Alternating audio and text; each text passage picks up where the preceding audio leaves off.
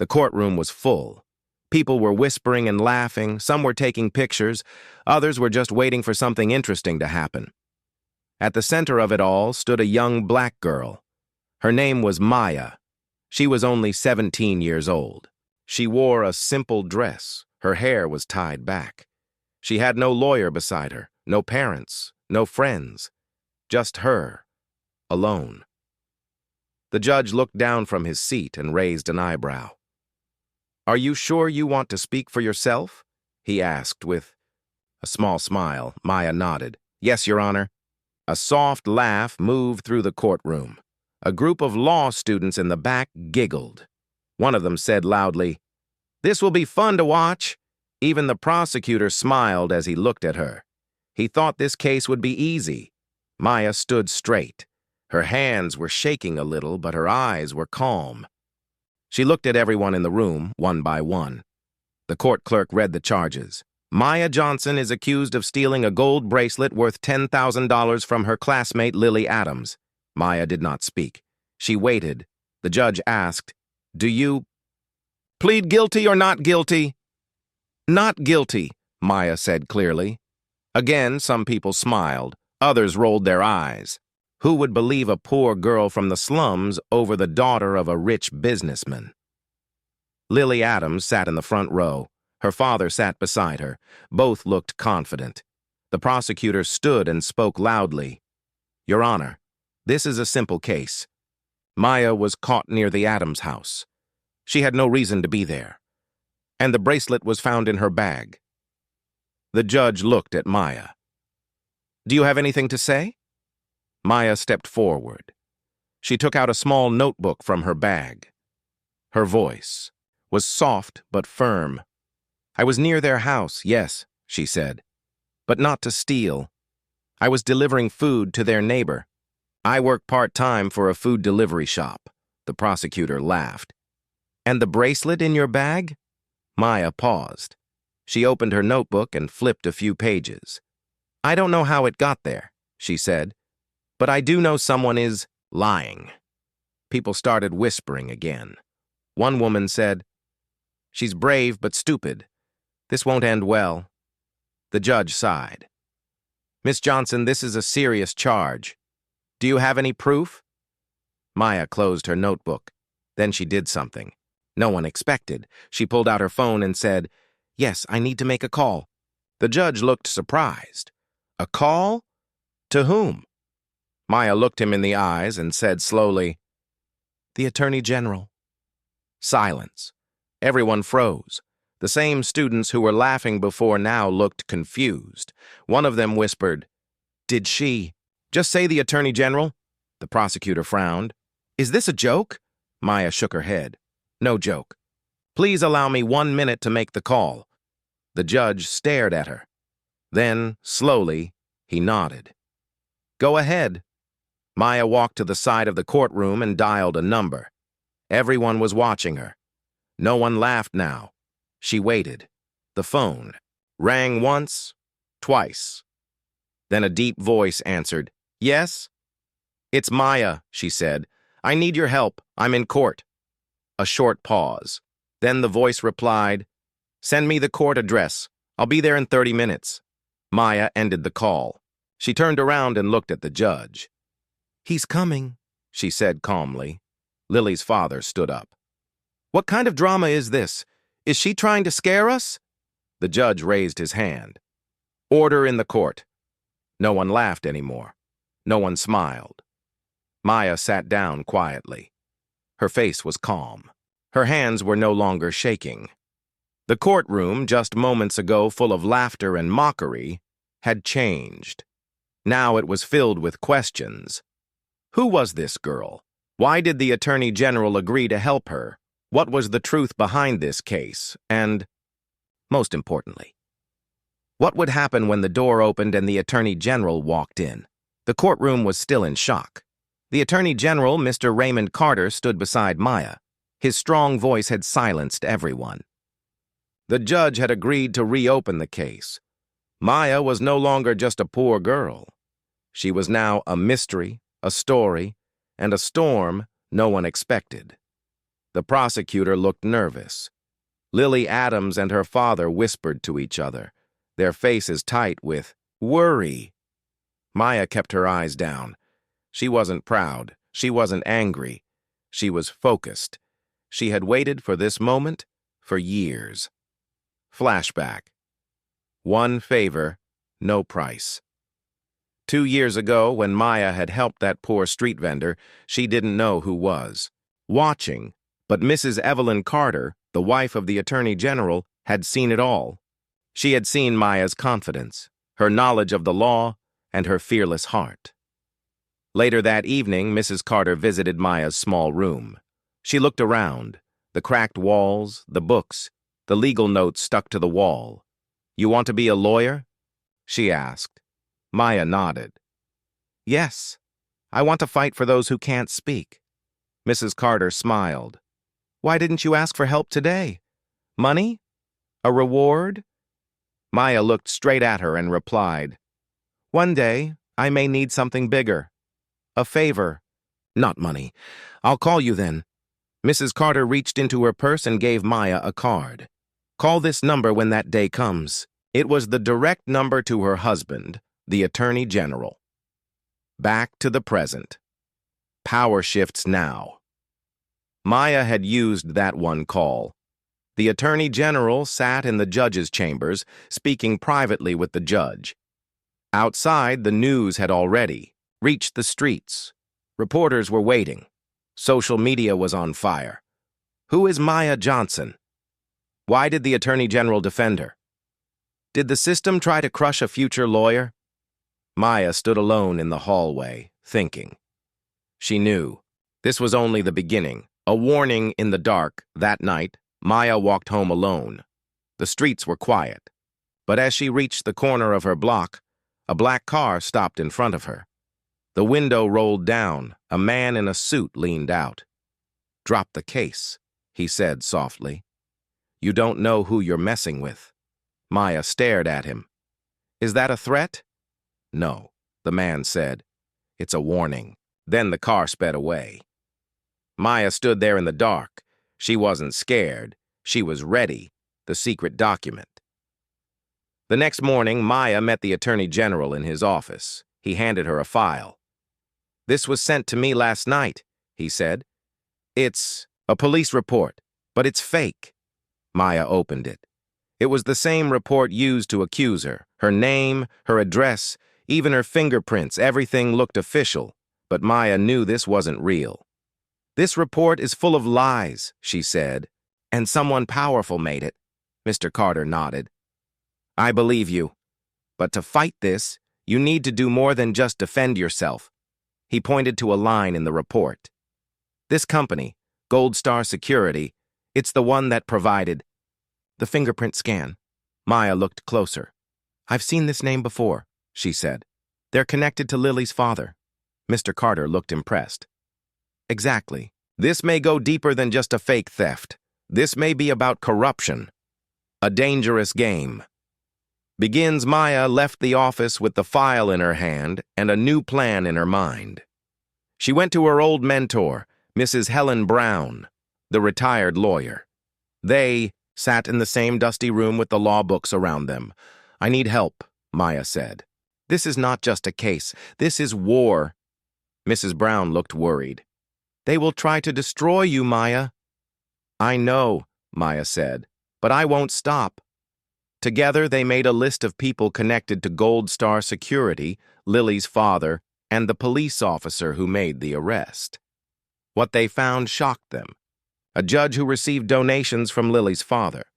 A police chief whose brother worked at Gold Star.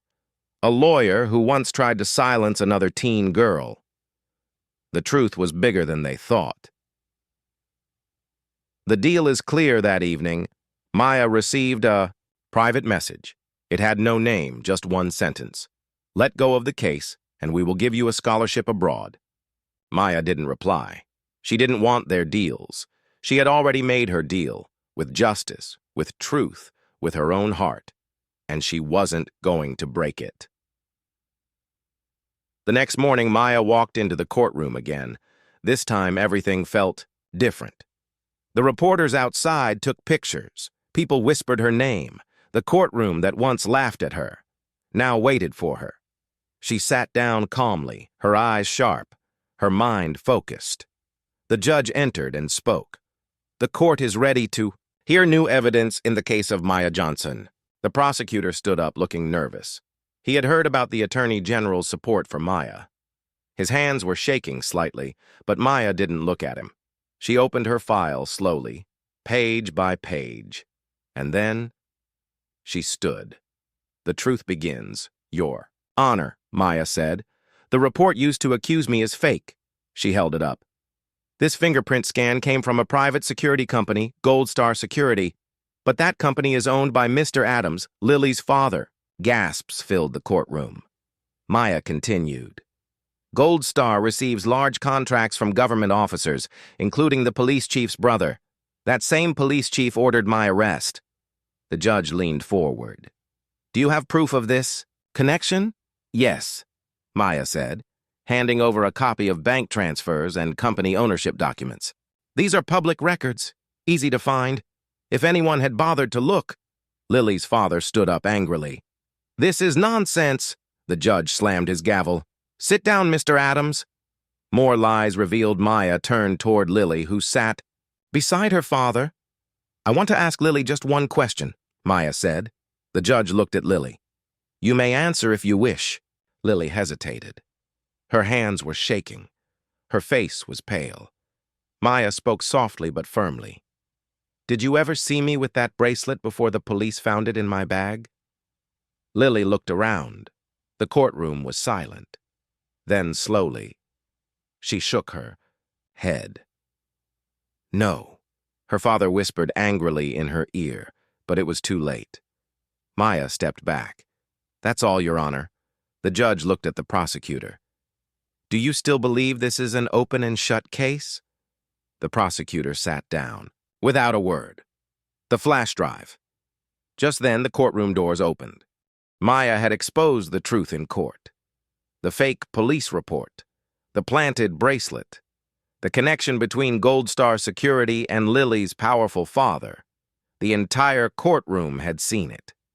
Now, the judge had paused the trial. A full investigation had been ordered, and Maya, just a teenage girl, had stood strong against the system. She should have felt safe now, but she wasn't. Because sometimes, when you shine too much light on the truth, the darkness fights back. The attack. That night, Maya stayed at Mrs. Brown's home for safety. The Attorney General had sent 2 officers for her protection. Everything seemed quiet. Until 2 a.m., a loud crash. The back window shattered. Maya woke up in shock. Smoke filled the hallway. Someone had thrown a small firebomb into the kitchen. "Get out!" the officer shouted. "Move now!" Maya and Mrs. Brown rushed outside. Neighbors came running. The fire was small, but the message was big. This wasn't just a warning anymore. This was a war. The next morning, police cars surrounded the house. Reporters came with cameras, but Maya didn't speak. She just watched the flames fade. Mrs. Brown sat beside her and said softly, "They're scared of you. That's why they're doing this." Maya nodded. "I expected fear. I didn't expect fire." One of the officers handed her a burnt piece of paper found near the broken window. It had only 3 words: stop or burn. The media turns. While some people were supporting Maya, not everyone was on her side. A few big news channels began raising questions. Is Maya being used by the Attorney General? Why is a teenager in the middle of a legal war? Was this all planned for attention? Lily's father had hired top PR firms. They paid bloggers, ran ads, and created doubt in people's minds. Now Maya was fighting 2 battles, one in court and one in public. She opened her phone and saw hate comments. "She's lying." Probably faked the fire herself. "Attention seeker!" Her hands shook. She put the phone down. For, a moment, she felt tired. But then she remembered her father's photo on the wall. He had died waiting for justice. "I won't stop," she whispered. The secret meeting later that day, Maya received a message from a hidden number. "Meet me at the old train station. I have something you need." It was risky, but it could be important, she told Mr. Carter, and he agreed to send an undercover officer to follow her from a distance. At 6 p.m., Maya reached the station. It was quiet, dusty, abandoned. A man stepped out from the shadows. "I used to work for Gold Star," he said. "I was the one who changed the fingerprint report." Maya looked at him, shocked. "Why are you telling me this now?" "Because they're planning something worse," he replied. "They're trying to bribe a court clerk to lose the security video you showed." He handed her a second copy of the video, saved on a USB stick.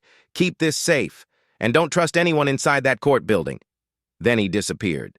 The decision, back at home, Maya met with Mrs. Brown and the Attorney General. She explained everything. Mr. Carter looked serious. "We can't trust the system now. Too many hands are dirty." "But what can we do?" Maya asked. He looked at her. "You take your story to the people." Going public that night, Maya made a video. Not for court, not for lawyers, for the people. She told everything. How her father was wrongly jailed. How she learned the law by herself. How she was framed. How she found the truth. She didn't cry. She didn't shout. She just told the truth. With a calm, honest voice, she ended the video with these words: "I am not fighting for myself anymore. I am fighting for every person who was silenced, every girl who was called a liar, every poor child who was laughed at. I am Maya Johnson, and I will not stop." She uploaded the video.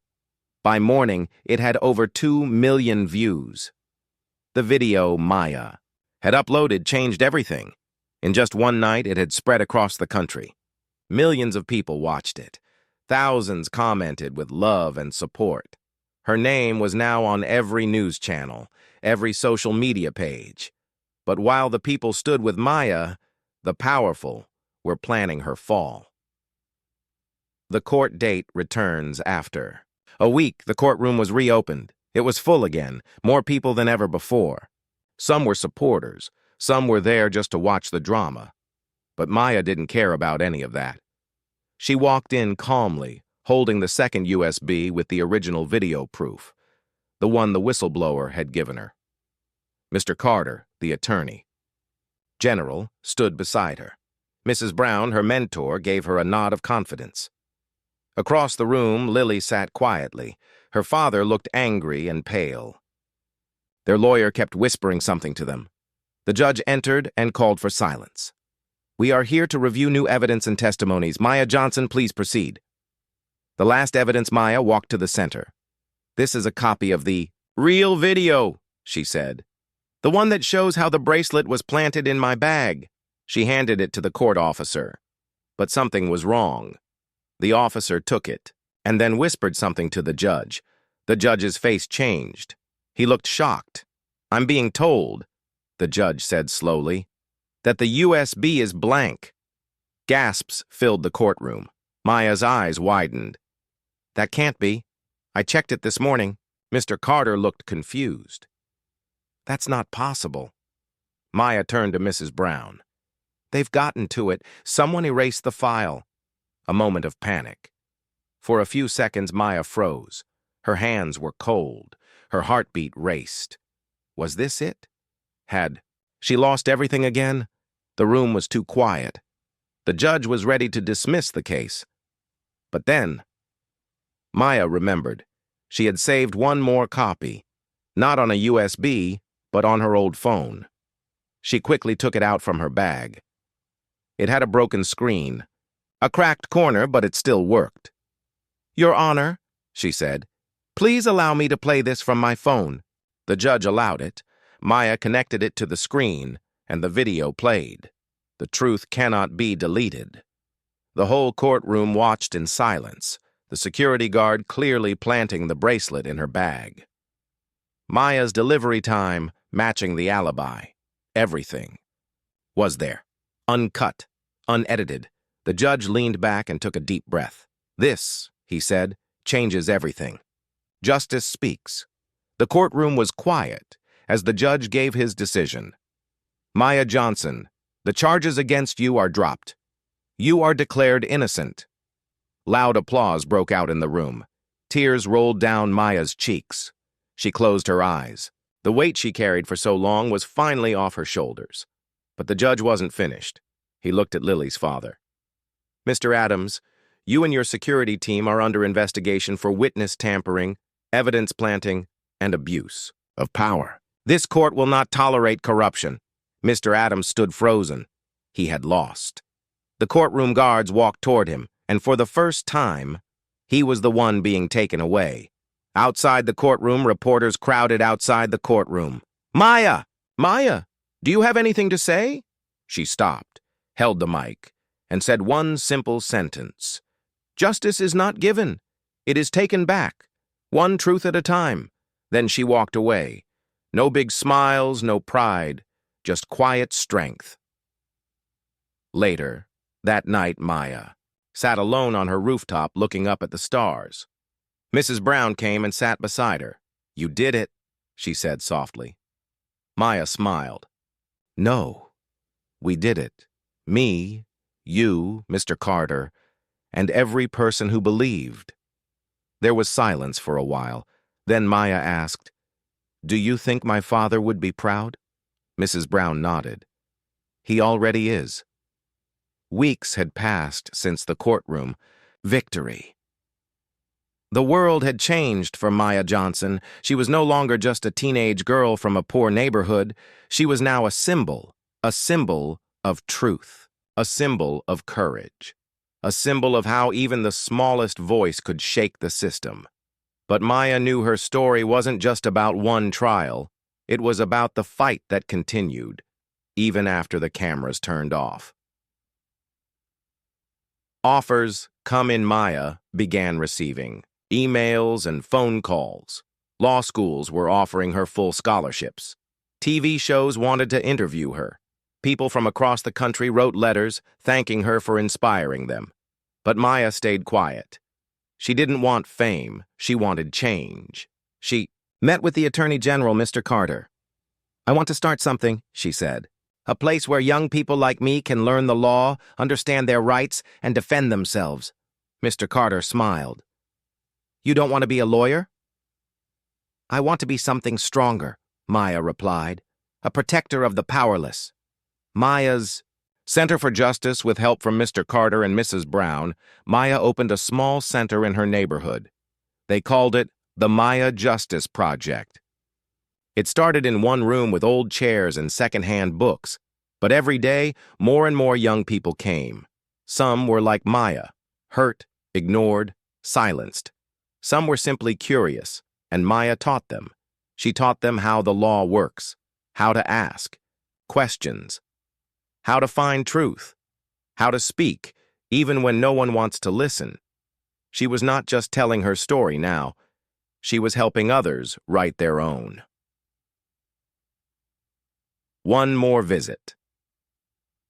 One evening, Maya visited her father's grave. She brought with her a small photo of her courtroom victory. She placed it on the stone and sat down. "Dad," she said softly, "they didn't believe me. They laughed. They tried to break me." She wiped a tear. "But I made them hear me. I made them see me. And now, I help others do the same."